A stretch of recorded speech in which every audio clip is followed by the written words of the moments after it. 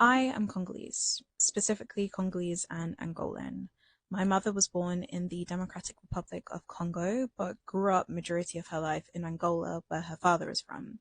My father was born and raised in the capital city of the Democratic Republic of Congo, which is Kinshasa. So, as you can probably assume, the news that has been circulating currently about Congo and the genocide going on in Congo has definitely affected me a lot. However, this isn't new news to me, and I don't think that this is new information for any Congolese person for that matter.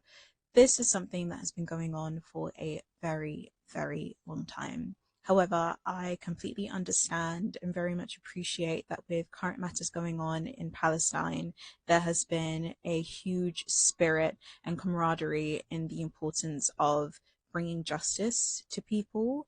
And I want to take this time to educate some people on the history of my country, since I know a lot of people aren't necessarily very informed about what's going on in Congo or just the history of Congo in general. So I'm here to help you learn. If you didn't know, there are two Congos, the Democratic Republic of Congo and the Republic of Congo. The Democratic Republic of Congo was also formerly known as Zaire and is also referred to as Congo Belge in reference to its previous Belgian occupancy.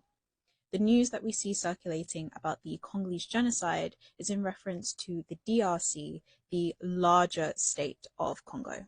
Congo is located in the very heart of Africa, right in the center, and is home to the world's second largest rainforest and majority of the world's natural resources. The country is home to natural resources like gemstones, gold, diamonds, but specifically minerals such as lithium and cobalt, which help run the phone that you're watching this video on right now, cars such as Tesla, and the laptops that we use every day for work and school. Technically speaking, because Congo is home to majority of the world's natural resources, on paper, it is one of the wealthiest countries in existence.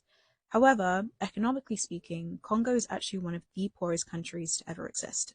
Because of Congo's abundance in natural resources, European settlers have been wanting to capitalize the land for a hot minute. The country was colonized in 1908 by King Leopold II of Belgium. Although African merchants have been trading internationally via the Silk Roads for years, during the scramble for Africa, growing European industrial nations wanted to capitalize off of the tensions that were occurring between African kingdoms to be able to take advantage of the natural resources found. Although King Leopold II and many other European nations claimed that their occupancy in African nations was for the betterment of civilization, you may have heard the phrase civilizing savages, or in the name of religion, or simply bettering the economic status of these countries. We all know that's not true. I'm more than happy to make a separate video on the colonization of Congo because it's a topic that I'm very passionate about. I also spent majority of my academic career focusing on the European occupancy in Africa and the history of African culture, language, history. I've posted some of my essays on my blog if you would like to have a read of them as well. But back to the topic at hand. Congo has never had the opportunity to capitalize off of its natural resources. The country gained independence in 1960. To put that into context, that's the same year that Robert Downey Jr., Hugh Grant, and RuPaul Charles were born. This was also the same year that JFK was elected the President of the United States of America, which is also very relevant to Congo's political history that I can touch on in a separate video. You may be wondering, how come Congo has never taken advantage of the natural resources they have in abundance? Well, we've tried.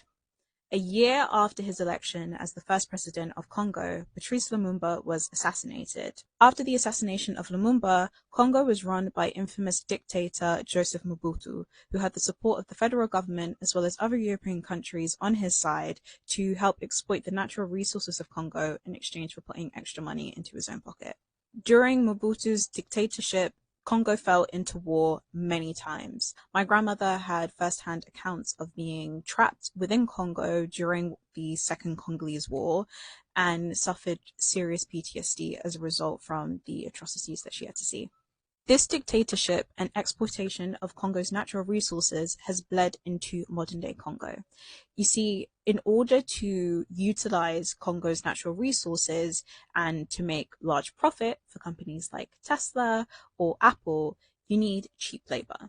In order to get cheap labor, Congo is funded by European nations to hire Ugandan and Rwandan militia to forcibly put citizens into slave labor in order to mine these materials. These people are not paid for their work. It is slave labor. These militia groups will literally pick people up off the streets and force them into slave work. These militia groups specifically like to target children because children are seen as more useful for extracting materials out of mines because they're smaller, they have smaller hands, they're more agile, they're able to collect more materials in that sense. I made a Twitter thread that is going to include different resources that you can watch and read to educate yourself on what is currently going on in Congo.